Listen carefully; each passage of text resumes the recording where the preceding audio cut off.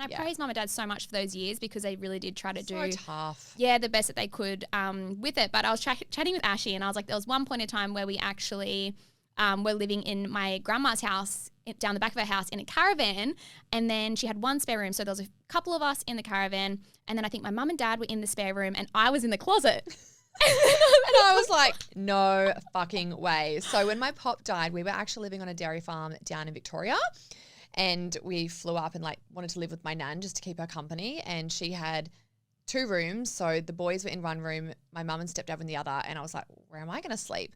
I was in the closet. My nan's walk-in wardrobe, they put a single mattress. All I owned was 2 shelves. That's all I was allowed. I had no toys, like literally just a couple of sets of clothing. Yeah. That was it. So we both had a period in our lives. And I remember my friends being like, oh, let's go over to your house. I'm like, no, let's not. One, there's no toys. I live in a wardrobe. This is embarrassing. No. So how long were you living there for? I'd have to ask my mum, but I think at least a year, I would think. Like, I think ours was around 6 months. Yeah. Yeah, it was while they're in the interim of building their first home like down where we are now. Yeah. So yeah, they just couldn't afford to rent and do that at the same time. And I'm the same. Well done. I think that's amazing to,